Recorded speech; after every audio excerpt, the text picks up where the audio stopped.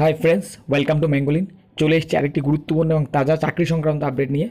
সেই নিয়ে বিস্তারিত আলোচনা আসবে। তবে তার আগে এই চ্যানেলে সাধারণত গভর্নমেন্ট নোটিফিকেশন, গভর্নমেন্ট প্রকল্প ও গভর্নমেন্ট চাকরির ভ্যাকেন্সি সম্বন্ধে আলোচনা করে। এছাড়া গভর্নমেন্ট চাকরির পরীক্ষায় নানা জিকে, জিআই, রিজনিং সম্বন্ধে আলোচনা করা হয়ে থাকে। তো যারা যারা এই চ্যানেল নতুন ভিজিট করছেন অবশ্যই সাবস্ক্রাইব করে রেখে পাশে দেওয়া বেল আইকনটি টিপে রেখে অল নোটিফিকেশনটি অন করে দেবেন। তো ভিডিওয় আমরা আসছি। চলে এসছে আমি অফিসিয়াল নোটিফিকেশানে। দেখতেই পাচ্ছেন নোটিফিকেশানটি পাবলিশ হয়েছিল হিন্দুস্তান টাইমসে 30শে এপ্রিল 2020-তে। আপনারা দেখে প্রথমেই ঘাবড়ে যাবেন না যে এখানে আমি যেমন বলেছিলাম অষ্টম থেকে স্নাতক পর্যন্ত, তো এখানে সায়েন্টিস্ট, জুনিয়র সায়েন্টিস্ট আছে, এটা থাকে। ঘাবড়াবেন, নিচের দিকে দেখুন লোয়ার ডিভিশন ক্লার্ক, অ্যাটেন্ডেন্ট, সমস্ত এগুলো সব অষ্টম শ্রেণী, উচ্চ মাধ্যমিক, মাধ্যমিক ক্রাইটেরিয়া রয়েছে। আমি সমস্তটাই বলে দিচ্ছি। তার আগে বলে এই নোটিফিকেশানটি যদি আপনাদের দরকার থাকে তো আমার ডেসক্রিপশনে চলে যান, সেখানে লিঙ্ক রয়েছে, সেখান থেকে আমার নোটিফিকেশানটি ডাউনলোড করে নিতে পারেন। তো আমি বিস্তারিত আলোচনায় আসছি। তবে ডেটা এন্ট্রি অপারেটর গ্রেড 2, এখানে একটা কথা বলে রাখি, অনেকে হয়তো শুনেছেন বা ওয়েবসাইট ভিজিট করে দেখেন যে 8000 কি ডিপ্রেশন ইন 1 আওয়ার। তো এখানে অনেকে হয়তো ঘাবড়ে যাচ্ছেন যে 8000 কি ডিপ্রেশন 1 আওয়ার, মানে এটা 1 মিনিটে প্রায় 134খানা ওয়ার্ডের মতো। তো এটা ঘাবড়ানোর কোনো ব্যাপার নেই। এটা সম্বন্ধে আপনাদের একটু হয়তো অবগত নেই অনেকের। আমি এর পুরো ডিটেলসটা ভেতরে যখন আলোচনা করবো তখন বলে দেবো। এবং 8000 কি ডিপ্রেশন মানে অতগুলো কিছু না, কোনো ভয় পাবেন না। আপনারা যেমন টাইপিং করেন সেটা, ওটা কি ডিপ্রেশন মানে কি এবং কতগুলো ওয়ার্ড, ওই 8000 কি ডিপ্রেশন ঘন্টায় মানে মিনিটে কটা ওয়ার্ড, সেটা দেখবেন খুবই অল্প। আমি ডিটেলসে আলোচনা ভিতরে করে দিচ্ছি। তো দেখা যাচ্ছে এখানে সায়েন্টিস্টদের জন্য আপার এজ লিমিট দিয়েছে 35 বছর, সিট আছে 13টা। জুনিয়র সায়েন্টিস্ট অ্যাসিস্ট্যান্টের জন্য আপার এজ লিমিট দিয়েছে 30 বছর, সিট আছে 2টো। সিনিয়র টেকনিশিয়ানের জন্য আপার এজ লিমিট দিয়েছে 30 বছর এবং টোটাল সিট আছে 6টা। ডেটা এন্ট্রি অপারেটরের জন্য বয়সের সময়সীমা 18 থেকে 25, সিট 2টো। জুনিয়র টেকনিশিয়ানের জন্য বয়সের সময়সীমা সেই একই 18 থেকে 25, সিট রয়েছে 2টো। জুনিয়র ল্যাবরেটরি অ্যাসিস্ট্যান্টের জন্য সিট রয়েছে 7খানা। বয়সের এজ লিমিট দিয়েছে 18 থেকে 25, এখানে স্টার মারা আছে। এর মানে হয়েছে যে 3খানা পোস্ট এর মধ্যে এক্স সার্ভিসম্যানদের জন্য কোটা করা আছে।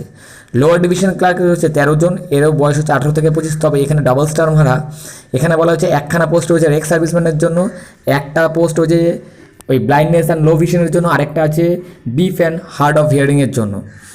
আর অ্যাটেন্ডেন্ট মানে মাল্টিটাস্কিং স্টাফ, এটা রয়েছে 3টে, এরও বয়সের সময়সীমা দিয়েছে 18 থেকে 25। তো আসি বিস্তারিত। দেখতেই পাচ্ছেন আপনারা এখানে দেখে দিয়েছে www.cpcv.nic.in, এই ওয়েবসাইটের মাধ্যমে কি আপনারা অনলাইন অ্যাপ্লাই করতে পারবেন। আমি সাইটটাও খুলছি, আগের ডিটেলসটা জেনে নিই। তো দেখি এখানে প্রথমেই বলে রাখি যে অ্যাপ্লিকেশান স্টার্ট হয়েছে কত তারিখ থেকে। অ্যাপ্লিকেশান স্টার্ট দেখছেন ডেট অফ কমেন্সমেন্ট 5 মে 2020, মানে এই মাসেরই 5 তারিখ থেকে আরম্ভ হয়েছে, চলবে 25শে মে পর্যন্ত। তো এখনও অনেক সময় আছে, ঠান্ডা মাথায় আস্তে আস্তে বাড়িতে বসে ফিল আপ করা যাবে।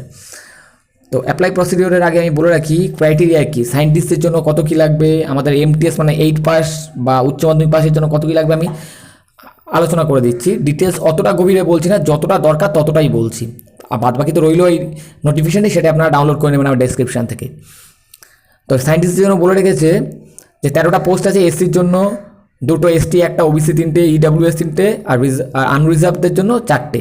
তো এদের এডুকেশন কোয়ালিফিকেশান বলেছে ব্যাচেলার ডিগ্রি ইন ইঞ্জিনিয়ারিং বা technology from a recognized university.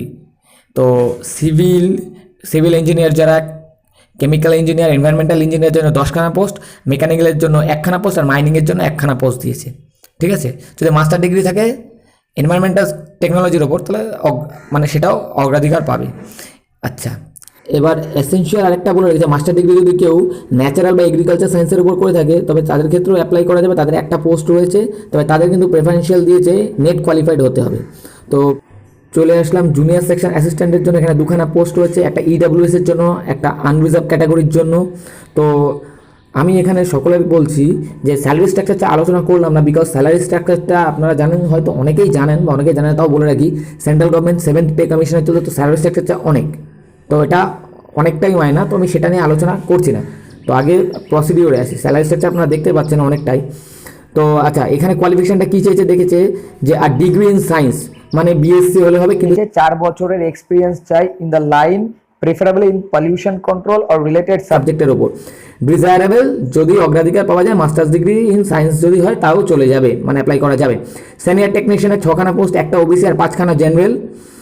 Education qualification diploma in instrumentation 4খানা পোস্ট আছে, ডিপ্লোমা ইন ইলেকট্রনিক্সে একটা পোস্ট, ডিপ্লোমা ইন মেকানিক্যালে একটা পোস্ট, ডিজায়ারেবল বলছে 1 ইয়ারের এক্সপিরিয়েন্স থাকতে হবে রিলেটেড ফিল্ডের ওপর। এবার বলি ডেটা এন্ট্রি অপারেটরের কথা। এর জন্য দুখানা পোস্ট রয়েছে, একটা ওবিসি এবং একটা জেনারেলদের জন্য। এখানে বলেছে যে person with benchmark disability that is OALBL LVHH can also apply, মানে ওই ডিসেবিলিটিস মানে হ্যান্ডিক্যাপদের কোঠা যেটা বলে। স্কেল অফ পে, ওটা তো স্কেল আছে 4th পে ম্যাট্রিক্সের। বয়সের সময়সীমা দিয়েছে 18 থেকে 25। এডুকেশন দিয়েছে 12 পাস। এবার সেকেন্ড অপশানটা দেখুন, এটাই important option, should process speed of not less than 8000 key depressions per hour for data entry work. এবার এখানে আমি একটা কথা বলি, হয়তো অনেকে ভাবছেন যে 1 ঘন্টার মধ্যে 8000 কি ইমপ্রেশন করতে হবে। 8000 কি ইমপ্রেশন মানে কি এটাকে জানতে হবে। যদি 8000 কি 1 ঘন্টায় বলে, তার মানে মিনিটে সেটা দাঁড়াচ্ছে প্রায় 134খানা।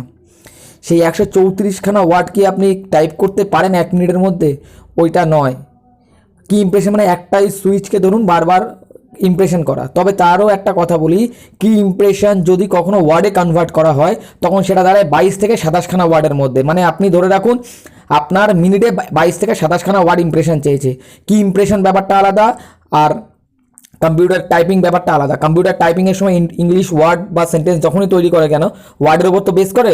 তো এই 8000 কি মানেটা হচ্ছে, আপনি দেখতেই পাচ্ছেন আমি স্লাইডিং শোর মধ্যে দিয়ে যেটা ঢোকালাম, এই যে স্ক্রিনশট আপনি দেখতে পাচ্ছেন এটা আমার গুগল থেকে নেওয়া। 8000 কি ইমপ্রেশন মানে রয়েছে আপনার 22 থেকে 27খানা ওয়ার্ড। এটা আমার জানা নেই যে কোনো চ্যানেল এটাকে আপনাকে ভেঙে বলেছে কিনা, তো এটাকে নিয়ে আপনারা অতটা ভয় পাবেন না, এটা নর্মালি রয়েছে।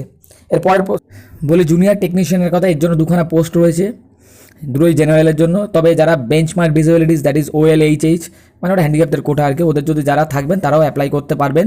বয়সের সময়সীমা দিয়েছে 18 থেকে 25। এডুকেশন কোয়ালিফিকেশনে 3খানা ধাপ দিয়েছে।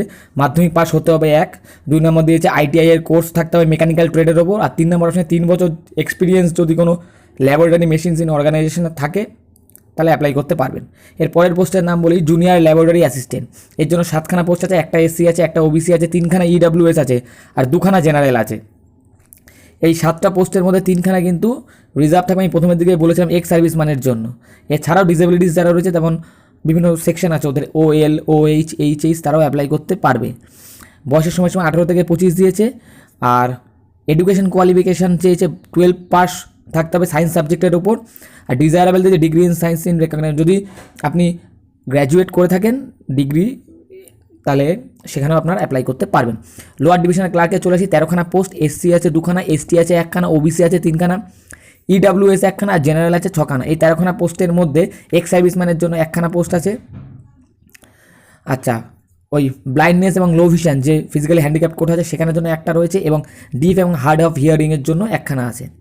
ঠিক আছে, এর ছাড়াও যারা OALBLBLVHH এগুলো হচ্ছে একটা ক্যাটাগরি নাম, যারা ওই ফিজিক্যালি হ্যান্ডিক্যাপ কোঠায় পড়ে তারাও অ্যাপ্লাই করতে পারবেন। এদের সময়সীমাও আছে 18 থেকে 25। কী বলেছে এটা দেখি, bachelor degree from recognize university, শুধুমাত্র ব্যাচেলার থাকলেই হবে। সায়েন্স কমার্স আর্টস কোনো কিছু উল্লেখ করেনি, মানে ব্যাচেলাররাই অ্যাপ্লাই করতে পারবেন। টাইপিং স্পিড 30 চেয়েছে। দেখেছেন এখানে কিন্তু দিয়ে দিচ্ছে WPM, মানে 30 চেয়েছে। এটা হচ্ছে স্পিড, মানে টাইপিং স্পিড মানে হচ্ছে আপনার নট কি ডিপ্রেশন। টাইপিং স্পিড মানে কোনো ওয়ার্ড লেখা, এটা 25 থেকে 30। মানে আপনারা যারা টাইপিং স্পিড জানেন না, আমি একটা কথা বলছি, ইন্টারনেটে প্রচুর এরকম রয়েছে ওয়েবসাইট যে টাইপিং টুইটার বলে প্রচুর অ্যাপ্লিকেশন রয়েছে, নিয়ে নেবেন। নিয়ে দেখবেন আপনার কিছুদিনের মধ্যেই উইদিন 15 to 20 ডেজের মধ্যে আপনাদের স্পিড প্রায় 20 হয়ে যাবে। তো একদম ঘাবড়াবেন না, যাদের স্পিড নেই আমরা কি অ্যাপ্লাই করতে পারবো, করুন। ওইটা কোনো জায়গায় গিয়ে শেখারও দরকার নেই যে আমি টাইপিং শিখে এসেছি, ও বাড়িতে টাইপিং টুইটার ডাউনলোড করে নেবেন, নিয়ে বাড়িতেই বসে করবেন, দেখবেন অনেক ফাস্ট হয়ে গেছে। এবার বলি MTS এর কথা। 3খানা পোস্ট আছে, একটা OBC, 2খানা ইকোনমিক্যাল উইকার সেকশন মানে EWS এর 2খানা পোস্ট আছে। এখানেও বেঞ্চমার্ক যারা তারা অ্যাপ্লাই করতে পারবেন, মানে OALVHH এরা অ্যাপ্লাই করতে পারেন। 18 থেকে 25 বছর হচ্ছে সময়সীমা দিয়েছে। এডুকেশন কোয়ালিফিকেশান অ্যান্ড এক্সপিরিয়েন্স বলেছে 8ম পাস হতেই হবে। যদি কেউ মাধ্যমিক পাস করে থাকেন কোনো রেকগনাইজ বোর্ড থেকে, তাহলেও সেটা অ্যাপ্লাই করতে পারবেন। তবে বলেছে training in basic and refresher course in হোমগার্ডস and civil defence, যদি হোমগার্ড এবং সিভিল ডিফেন্সের মধ্যে যদি কোনো ট্রেনিং বা বেসিক কোর্স করা থাকে সেটা আপনাকে যুক্ত করতে হবে। এবার বলে কিছু জেনারেল ইনস্ট্রাকশন দিয়ে রেখেছে। তো এমনি যে সমস্ত সরকারি চাকরির পরীক্ষা হয় সেরকমই সব কিছু আছে, তবে কিছু ওরা হাইলাইট করেছে, আমি হাইলাইটগুলো একটা বলছি। দেখুন 2 নম্বরে বলেছে ওরা no application fees for applying any post, মানে কোনো টাকা পয়সা আপনার লাগবে না যে কোনো পোস্টে অ্যাপ্লাই করার জন্য। নম্বর পয়েন্টে বলে রেখেছে ওরা অ্যাপ্লিকেশন আর নট রিকোয়ার্ড, মানে ওরা বলে রেখেছে যে অন্যান্য চাকরি পরীক্ষায় যেমন আপনার ডকুমেন্টসগুলো আপলোড করে দিতে হয় স্ক্যান কপি, এখানে কোনো আপলোড করার কোনো স্ক্যান কপি লাগবে না।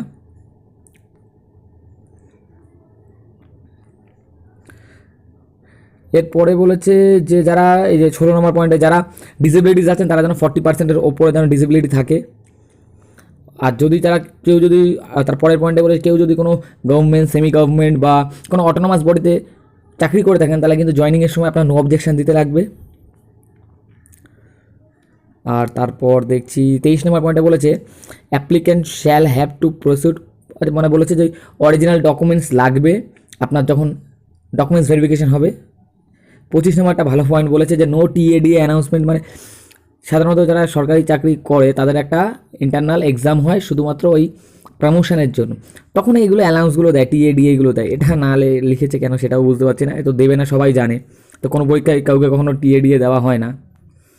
তো এইবার বলি আমি অনলাইন দেখাচ্ছি অপশানসটা কীভাবে খুলবেন, অ্যাপ্লাই করবেন। অ্যাপ্লাইটা করা পর্যন্ত দেখাচ্ছি। অ্যাপ্লাইটা যারা যারা করবেন তারা আগে নিজেদের ক্রাইটেরিয়া দেখে নিন, যারা অ্যাপ্লাই করতে পারবেন তো ওকে, যারা মনে হবে যে না অ্যাপ্লাইয়ের উপর একটা ভিডিও দিতে, তো অ্যাপ্লাইয়ের ভিডিও দেবো সাধারণত আমি। পাচ্ছেন আমরা চলে এসেছি অফিসিয়াল ওয়েবসাইটে।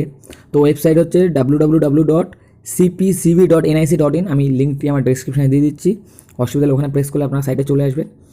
তো এরকম একটা ইন্টারফেস আসবে, এটাকে ছোটো করে নিয়ে দেখবেন ওপরের দিকে দেখুন এই ডান দিকে একটা অপশান দেখাচ্ছে জব বলে, এই যে জব দেখতে পাচ্ছেন, জবটাকে প্রেস করব। জবটাকে প্রেস করলে নতুন একটা ইন্টারফেস অবশ্যই খুলবে। এই যে দেখতে পাচ্ছেন বাঁ দিকেই আছে apply online for jobs in CPCV advertisement number সময়। তো এটাকে আমি প্রেস করব। Super web portal to register content to portal, please contact portal administrator. Okay, এখানে দেখবেন ওকে মারার সময় পপ আপ ব্লক দেখাবে, এটাকে অলওয়েজ শো করবেন। দেখুন খুলছে আর কি। তো নেটওয়ার্ক সাধারণত এখন তো এরকম একটা ইন্টারফেস খুলবে, দেখতেই পাচ্ছেন উপর লেখা আছে সেন্ট্রাল পলিউশন কন্ট্রোল বোর্ড। তো একটু নামাবেন, দেখবেন দেখাচ্ছে যে রেজিস্ট্রেশন নাম্বার দিন, ডেট অফ বার্থ দিন। তো যারা রেজিস্টার করবে তারপর তো এটা দেওয়ার জন্য, তো প্রথমে ওইটা না, প্রথমে আপনারা দেখছেন দেখা যাচ্ছে লাল করে new user registration by registration for the another post, এটাকে প্রেস করে রেজিস্ট্রেশন করবেন। আফটার দ্যাট এখানে রেজিস্ট্রেশন নাম্বার আর ডেট অফ বার্থ দেবেন। তো যারা ভিডিওটি দেখছেন দেখুন আপনারা কোন কোন ক্রাইটেরিয়ার মধ্যে পড়ছে, কীভাবে অ্যাপ্লাই করবেন, কোনটায় অ্যাপ্লাই করবেন। তো এই নিয়ে আমায় কমেন্ট করলে আমি তার পরে ভিডিওটা বানিয়ে দেবো যে আপনারা কীভাবে অ্যাপ্লাইটা অনলাইনে করতে পারবেন ঘরে বসে। তো আজকের মতো বন্ধুরা এখানেই শেষ করলাম। ভিডিওটি ভালো লাগলে অবশ্যই লাইক করো, বন্ধুদের মধ্যে শেয়ার করো, আর যা কোয়ারিজ আছে আমাকে কমেন্টে করো, আমি প্রত্যেকের কমেন্টের আনসার দেবো। এছাড়াও অন্য কোনো রকম দরকার থাকলে আমাকে স্ক্রিনে দেওয়া ফেসবুক আইডি, মেল আইডি ও ইনস্টাগ্রাম আইডির সাহায্যে যোগাযোগ রাখতে আমি প্রত্যেকটা কমেন্টের রিপ্লাই দিই, প্রত্যেকটা কোয়েশ্চেন্সের আনসার দিই। এছাড়াও ডেসক্রিপশনে আমার ফেসবুক পেজের লিঙ্ক আছে, সেখানটা আপনারা গিয়ে লাইক করে রাখতে পারেন। সেখানেও সরকারি প্রকল্প নোটিফিকেশানে কারেন্ট আপডেট থাকে, এছাড়াও পরীক্ষামূলক নানা রকম কোয়েশ্চেন্স থাকে। ধন্যবাদ।